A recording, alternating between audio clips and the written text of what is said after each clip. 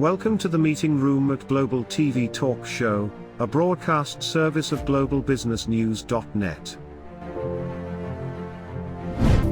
This episode from the meeting room of Global TV Talk Show is brought to you by The Bridge School, the accredited international online private school of choice, at bridgek12.org. Porch Light Rental and Destination Services. Reduce your renter lump sum or managed relocation costs.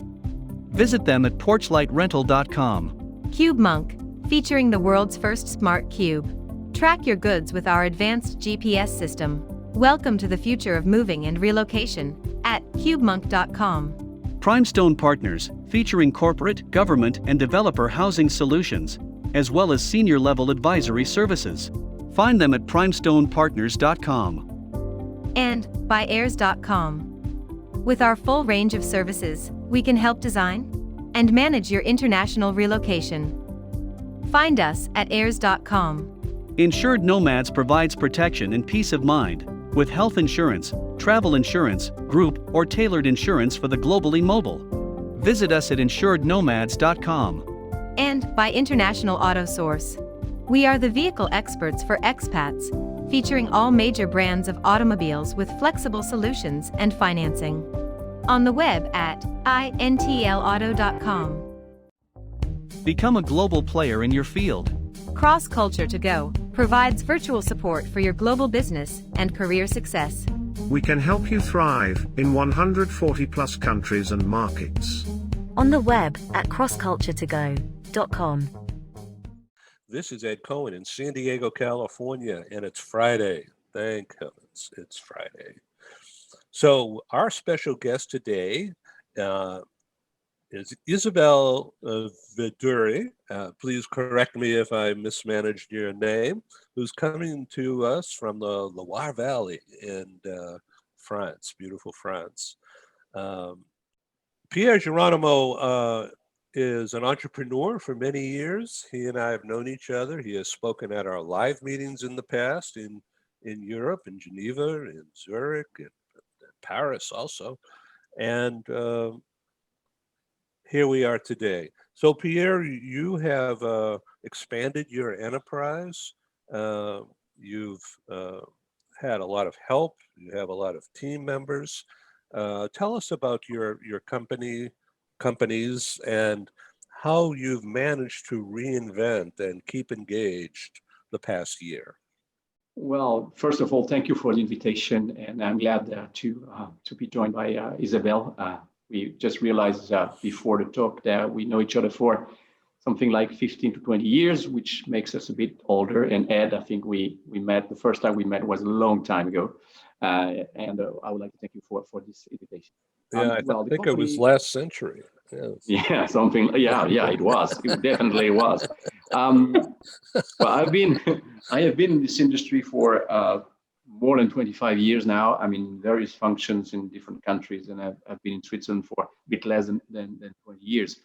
I worked for a different organization, and I in fact became an entrepreneur. I would say only in 2016 when I bought two companies. GENEVE Relocation, that was founded 25 years ago, and which is based in, as its name says, in Geneva. It's written on the name. And Ellen Bauer, which is a Zurich-based company, and we celebrate this year the 40th anniversary of Ellen Bauer. I mean, the common point between both companies, there are several ones, but one is the fact that they're all destination service providers, so they're involved with immigration and relocation.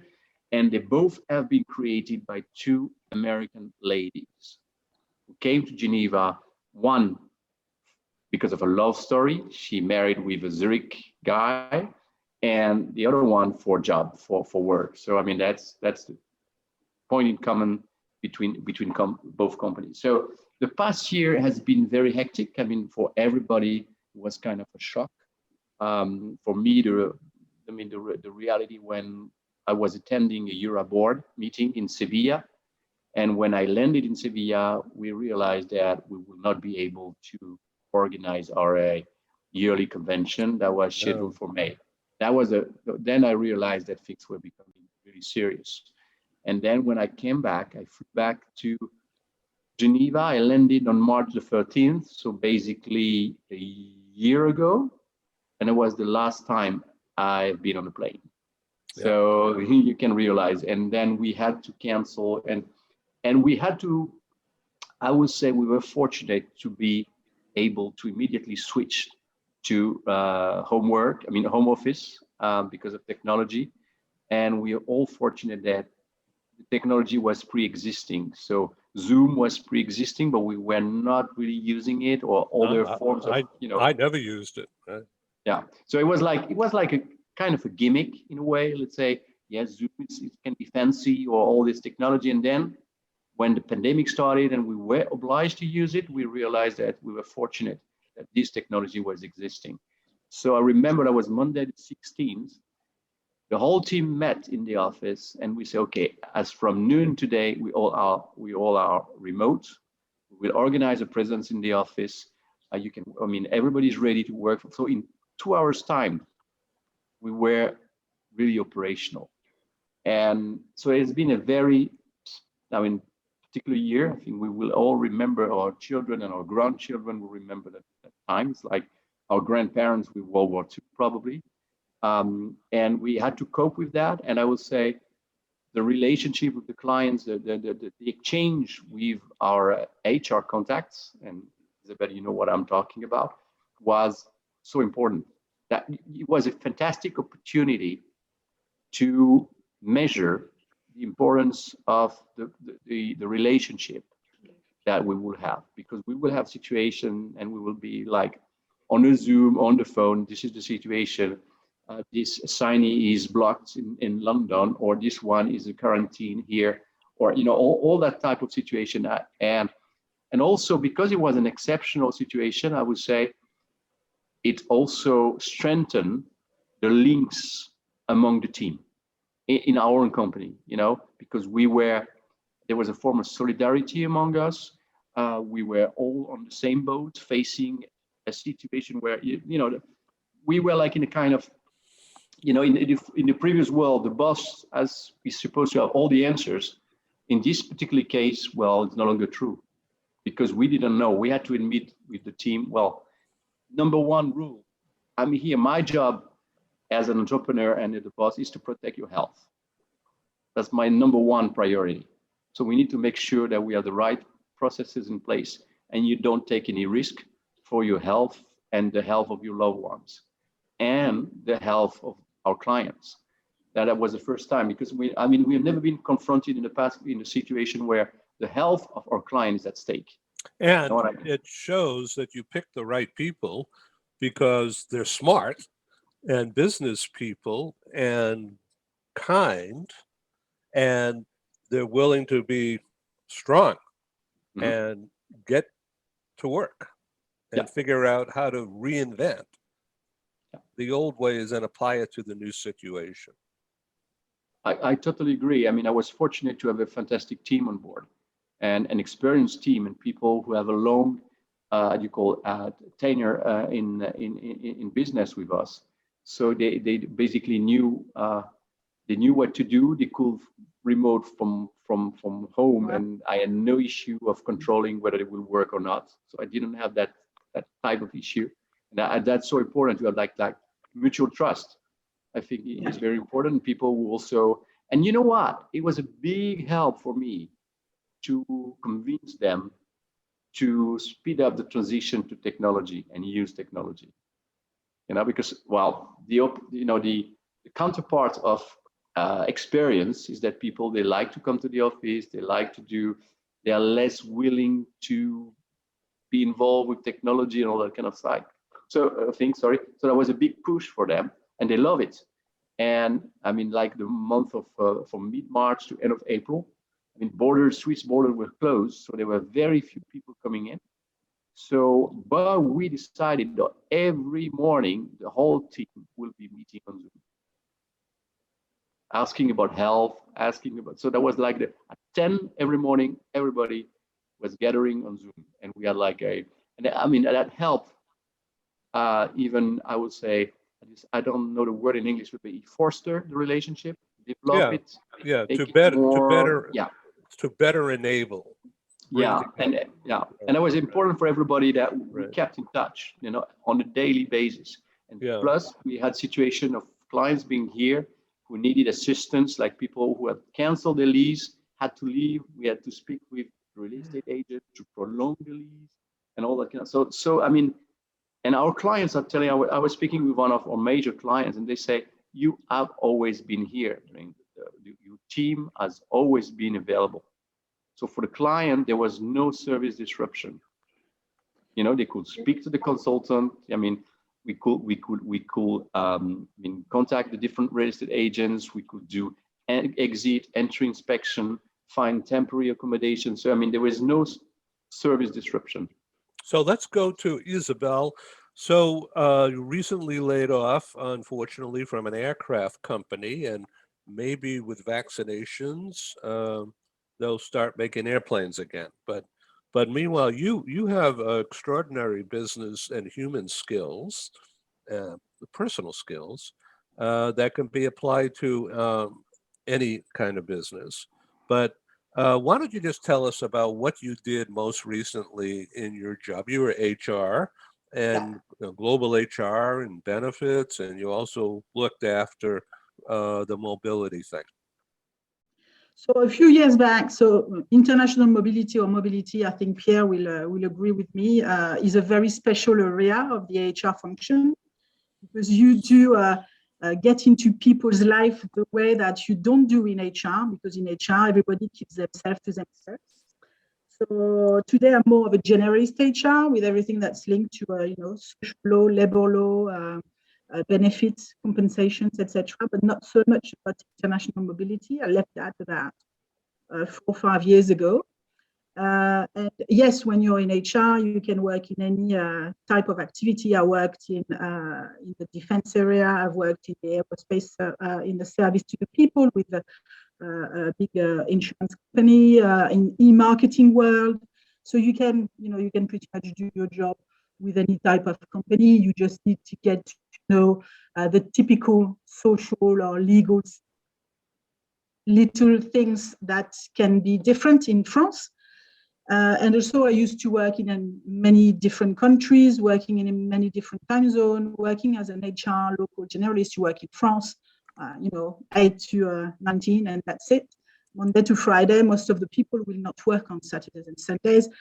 When you work in international mobility, if something happens on Saturday, you have to jump and you have to find solutions. And that's what makes the role very different. So what I did in the last 12 months, because of the aerospace and all of the aeronautic industries in France is very impacted by the COVID situation. Lots of companies who are creating tools and parts to create a plane have been made redundant. Lots of companies have had to reduce their workforce. So we used to be a 4 site in France, the company I used to work for, and there's now only 1 site. So obviously there's not much interest into continuing to have someone at my level and with the level of remuneration that I was on, because you have to look after your pennies. You have to make sure that you keep going, and that when everything that's going on at the moment is finished, you're still there standing up on your feet and you can take a second breath and make it going again. But in the last 12 months, we've had to close down 2 sites in terms of bankruptcy. So literally selling them and making redundant a lot of people. And we had a couple of reduction planning, so which I finished. So my last 12 months have been about making redundant people and wishing them that they kind of jump back on their feet after having taken a little time to take a deep breath, because it's very psychologically difficult, especially when you can be a single parent and you're the breadwinner. You don't know how you're going to manage all of that. The uncertainty about the future is, even if you're a strong individual and you say, okay, I've got skills, I've got competencies, I've got experience, and there's nothing that's going to prevent me from finding another situation. The employment situation, especially in France, is not that good at the moment. It hasn't been for a while. And so you wonder, am I going to be able to get back on my 2 feet? So I keep telling that to all of the people I've had dismissal interviews with. So, people have a lot of things to give, especially in the aerospace industry. They have a lot of competency that are not existing anymore. So these people, they really have to take the time to deep breath and wait for the second wave. For myself, I know that something will come up, but I've decided not to apply massively to all of the HR roles that are coming up, because there are a lot of HR roles coming up. It's not that there's no HR roles, but I'm going to reach 50 in a little time. So I've decided that I wanted my next role to kind of be a role where I find myself, but a role where the human side is really present, where you take the time to develop quality in the working time. It's not just about producing, making the money, etc. I want something that I can see that people are happy to come to work for somebody. So I'm going to take a bit of time to reflect and to think what is going to be my next move. I am not sure what that's going to be yet. I think my next employer, I know most of the time the candidate has to prove himself to be chosen, but I think my next employer, I think we'll have to prove him or herself, because after the last 3 years, I've been with the situation of the company. I've been emotionally drained with all of the redundancies and reductions. It's been a very hard job to take on, and I think at some point in your life you have to pause and think a little bit, enjoy a bit of life. Managing 4 sites has meant a lot of traveling time. So for the last 3 years, I haven't seen much of my children. Also, being a single parent, so I've decided also I would take a little break to kind of enjoy time with my family. And I'm going to think. I think I might just think about what I really enjoyed in all of my career.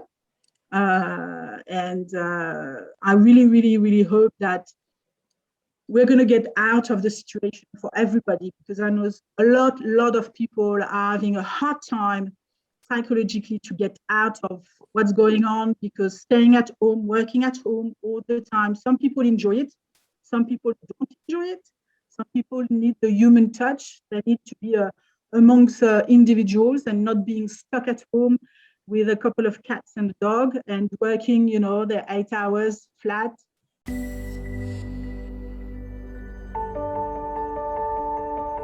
Something that's really neat is that the Bridge School partners with various organizations to provide learning for their students. For example, we partner with a major ballet company, and we are able to enroll several of their students into our school. So now not only is the student able to participate in a school and have a seamless transition while they're very active in their ballet career, but now they have other dancers that are with them that are doing some of the same courses. So it's almost becoming a camaraderie where they're taking similar courses, they're working together on their ballet, and really being able to form this great partnership with these organizations to provide a needed service. A lot of times there are student athletes who will spend hours and hours at the gym or at the basketball courts, wherever it is. And if they're attending a traditional school, they're in school from 8 to 3. They get a quick snack, and then they're at the gym for 3 to 4 hours in the evening. Coming to us and having that partnership, they're able to break that up throughout the day. They can have a morning practice, get some schooling in, have an afternoon practice, finish their schooling in the evening. So there's that flexibility. And additionally, if there are tournaments or performances, it's fantastic, because if there's a week where they have shows straight through, they can take that week off of learning and then pick back up when they're done. So it offers this great flexibility. And for the program owners of these sports leagues, it is a win-win situation for them because they see this need. They see this need that their students need to make sure that they are obtaining the grades necessary to be successful adults in our country and in other countries. But it provides them an environment where they can be successful at both.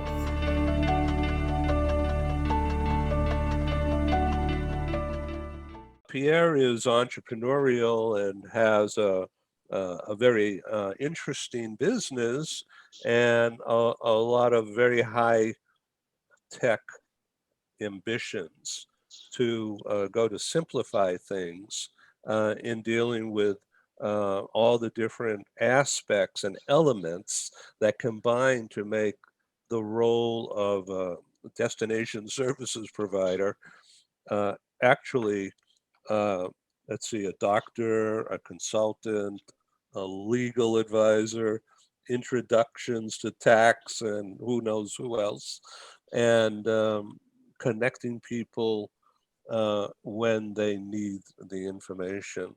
So I think the role of the professional DSP, destination services provider, and the role of a professional human resource people manager, people and process manager, are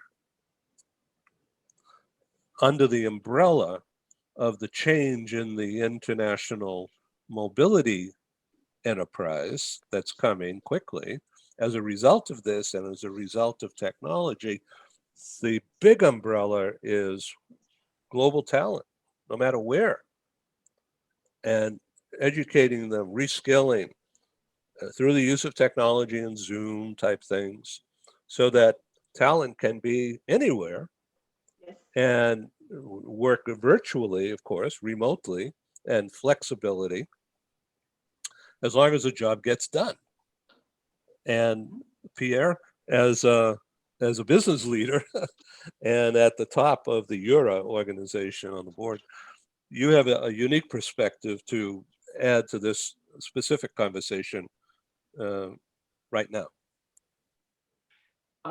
I think, first of all, that technology is only a tool and it doesn't replace the human aspect, right, the human factor. You're talking about talent in our own, environment. We're talking about talent.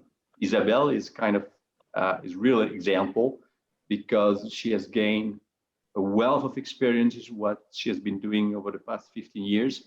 And unfortunately, in the HR function, although it's not something which is enjoyable, but she had to do the bad job of getting people redundant. And whether as an HR or as an entrepreneur, there is nothing worse than to have to make people redundant, because I've been through that in my various positions. And you don't sleep the night before, and your stomach, you don't feel good. And one of my friends said, well, it's a good sign, Pierre. If you don't sleep the night before, it means you still have that human touch. Yeah. You have not become a robot that is only looking at an Excel sheet. Your heart still means something. So it's tough, but Isabelle, you've done it. And I think your experience is fantastic. And I'm very much convinced that you're going to find the proper job very shortly. Maybe in Geneva, maybe in Zurich. just make sure you negotiate your relocation package. But I'm convinced. I'm still a good expert at that. I haven't lost the touch. But and again, the technology is a support, and we have seen that in that period of time, experience is key. Yeah. And which means you need a combination of experience and technology. And also because of what technology does is bridging the gaps, making the distance smaller. It's true for talent, because a company can employ anybody in the world, whichever the location is. However, there are still issues that need to be raised by expert people, because you still have the issue of compliance. If I'm in Geneva and I hire somebody working in Bangkok because labor is cheaper, or because that person wants to live in Bangkok, is it legal? Can I do that? Is it legal in Thailand? Is it legal over here? So there's still a lot of expertise. I mean, the world is becoming much more complicated, and it means having, I mean, all the resources to be able, as a service provider, get back to people such as Isabelle and give them the right answer, and that they don't go to the CEO and tell them the wrong answer and say, okay, no problem, and then you have an issue or lawsuit or whatever. Right, So, with tax and legal compliances. Tax, payroll, immigration, a lot of issues, a lot of that can seem very, very little like, oh yeah, of course I can do that. There's so much implication that can happen when you do something like that just for one person, because all of the laws, the local laws, are so much different. Just we're neighbors with Switzerland, but having someone based in Switzerland working for France, generating revenue for France, has so much consequences for a company.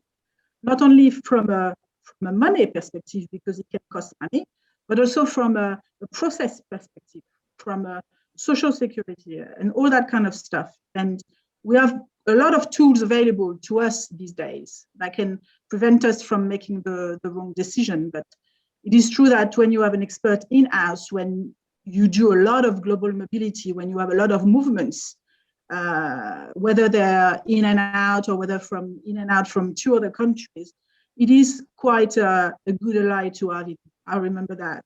That's for sure. You know, let's talk about where we're going from here. So the global mobility business is really global talent business. Everything from acquisition, talent acquisition. If you think of it as a timeline, starting over here, say, acquisition, onboarding, development, training, retraining, deployment somewhere, either internal or external, and then taking that further development and then applying those skills back to the organization so that the company gets an ROI. Yeah. And then utilizing the skills of that individual in a next group, but hopefully within the same company, but somewhere else, and then onward and onward. And so the mobility technical service is under an umbrella of global talent management, workforce structure, workforce strategy. So there's a place for all of us under that umbrella. And the more technology, the more interconnectivity, and the more cultural awareness training will make for smoother working relationships, much higher productivity, lowering costs, and at the same time growing, expanding the capabilities and the talent quality. Pierre? Yeah, I think you're perfectly right. But I mean, this pandemic is not bringing something new. I mean, that's my point of view, but has been an accelerator to what we have seen starting over the past years. I mean, for example, people working remotely from another location. When I worked with Ally International, 25 years ago, I was surprised that, although the headquarters of the company will be in Chicago, somebody will be based in, for example, San Diego or Houston. So in the US, it was very common, where in Europe, if the headquarters of the company is in Paris, if you will be living in Nice, would be a kind of exceptional situation. So already there was a trend in the US, and what is happening in the US is slightly moving to Europe. So before it would take 15, 20 years, now, because of technology, might take a few years only. So, the pandemic has been an accelerator. Now the issue is that the global talents, you find them anywhere, which means that before, companies will relocalize lower skilled workers. For example, in the car industry, you say, okay, I don't want to have like workers in France, and I will produce in China, I will produce in Slovakia, I will produce in Brazil, right? So the trend we're seeing is that we see this low skill employment being relocalized to their origin country. But the risk is for people with a university level, where now they are in competition with somebody based in Estonia, somebody based, I don't know where, in Kuala Lumpur. So there is that kind of competition that is becoming much more global. So now an engineer in Paris, in terms of global management recruitment can be in competition with an engineer in South Korea or in Ukraine, or so that is kind of a threat. However, I mean, there have been some very interesting studies that have been made in the US over the past 15 years regarding like people who work remotely, because then you can say, all right, you don't need to live in New York City. You can live in Wyoming where real estate is much cheaper. But the studies show that people stay within a reachable limit from their employer. They say if they only need to go once a week to the headquarters of the company, they can live 2 hours away from New York City. But they are not going to live in the middle of nowhere. Not that I'm saying that Wyoming is in the middle of nowhere. Don't mishear what I'm saying. I don't want to have the Wyoming association against. But people, they stay within a reachable distance. Why? A, they want to be close to their client when they are freelance consultants, for example, so they want to be able to come and meet the people. And they are in need of resources in terms of leisure. They want to go to the theater, they want to go to the opera, they want to go to the cinema, they want the health infrastructure, they want the sport infrastructure. So they are in demand, all these talents, of a certain number of resources for their own personal life, which means, and what we have seen in the US is that people, they move away from the center where real estate is cheaper and they can have a house instead of an apartment, they can have a house with a garden, but they don't move that far away. So I will suspect that if talents can be recruited anywhere in the world, they will be not too far from the main cities, because they need the resources, they need the infrastructure, they need the travel infrastructure. So, I mean, that's what they call the new migrants. They may be located in many, many different places. However, they will stay in big cities. And the second point that Isabelle raised is compliance. So it's a very complex situation, and a lot of companies will not take any risk in terms of liability to employ somebody and not legally in far away and all that kind of stuff. So compliance is key and in this new normality. Yeah. Isabelle, from a corporate people management, would you comment on what Pierre was just talking about? Yes, I think Pierre and I will always agree on the compliance piece. I think it's something that any company, whether it's a medium or large group, needs to be really looking into before hiring somebody from another location, even if the person is not coming to work, into their country, because you have many types of compliance that you need to be looking into. It's not only a question of immigration and authority to work in a certain given countries. It's also about generating revenues for one country or another country, because that can have payroll or social consequences for the company that has hired. So maybe people didn't look too much into that a few years ago, but I think that has started to come up because we have the price to pay when you get caught, and especially I would say in Europe, because we're all interconnected, but we are autonomous. So every single European country has its own legislation, its own rules, its own processes. And sometimes we tend to kind of turn the blind eye and say, okay, we're never going to be caught anyway. But when you do get caught, it is a very high price to pay. And then you can also be denied authorization to work for your future expatriation or repatriation. So you really do need to look and keep that in mind, that giving a call to somebody who knows what they're talking about, I think is worth some time, the few $100 or the few £100 or the few €100 that you're going to spend, because that can save you a lot of money by ensuring that you are being compliant in these fields. That's a very good perspective, and thank you for that scope and depth.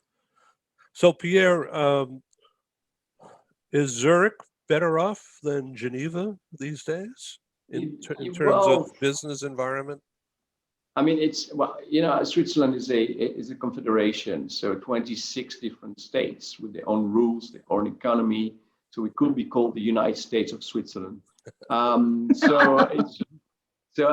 are different regions. Of course, they are in different sectors. So it's difficult to say that Zurich is better off. In terms of COVID, there's been once Geneva was in trouble and Zurich was doing well. And then it changed, Zurich was in trouble, and then Geneva was better off. So it's pretty difficult because it's pretty decentralized. The Zurich area, Zurich, Basel, there are a lot of pharmaceuticals company, a very strong pharmaceutical company, very much involved with all the treatments and all that kind of stuff. So they are doing pretty well. Geneva is also much involved with finance. It's not doing bad neither. We're okay, but I would say a lot of people are concerned. I mean, the Swiss government has been highly supportive. One of the big advantages of Switzerland is a very healthy country in terms of public finance. So that helped a lot. So they have been supporting companies by, making loans, supporting furlough employment, all that kind of, and that's been very well done, I must say. Even if people complain, they always complain because they don't compare with other situations. We had once a week meetings with my fellow Euro board members. I can tell you, situation in other countries were not as efficient as it has been in Switzerland. So, really, Switzerland has been doing very good. Even if people complain, you always complain about your own little situation. You don't look at the others. I want to jump in and just say, yesterday at this time, I had the good fortune to bring together in our talk show, live from Athens with Maria Cristina, and also live from Italy, southern Italy, with Dino Acernia. And we had a threesome. We talked about, we were shooting the breeze about the relocation industry and about the cultural differences between northern Italy and southern Italy and around Greece and how people are reacting today. And we had a delightful conversation. But as you say, everything is compartmentalized and everything is local. We're under the countries, okay, but everything is local. Mm-hmm. And you're perfectly right. And when we go down to our industry, I think that before the pandemic, in a way, DSPs were kind of challenged because we say, all right, we can have freelance consultants, we can replace them by technology. But the pandemic showed something, that you need strong local players. It doesn't mean strong in terms of number of people, but in whichever location you're looking at, you need people who know what they're talking about. And that's so important. We saw when you have your situation. And it's important. A DSP is forging enduring relationship with the local players, real estate, immigration. You need that type of relation when you have an employee who has canceled the lease but cannot leave the country because they are not authorized to travel. Then you need to go back to the real estate agent and find ways to find solutions. That's the same with the immigration, how to prolong the visas, how to do that kind of things. And technology cannot help you answer these questions. Technology can help you communicate, but technology doesn't find a solution for you because you don't go on Google to say, how do I prolong my lease in Geneva? You need the consultant to pick up the phone, speak to the real estate agent, and tell him or her, we have a situation, we need to work together to fix it. And speak to the HR, to the local Isabelle, and tell, well, we have this situation, how we fix it, and because of the relationship we've built, there is a solution. There are different solutions, and you validate the choice. But I mean, the DSPs, I would say, are back in the middle of the relocation industry. Yeah. So I thank you guys for being on Global TV Talk Show. It's been an education again. And I thank you, Isabelle, for being ready, spur of the moment, very quick. And Thank you for having me. Pierre, please come back again, and let's keep the dialogue going. Fantastic. Thank you, Ed, and thank you, Isabelle. And we keep in touch, Isabelle. Yeah, and thank you, Pierre. You take care of yourself, guys. Yeah, I am really happy to be able to do this. Thank you, and have a great weekend. Thank you for joining us in the meeting room at Global TV Talk Show. Have a wonderful day, and stay safe.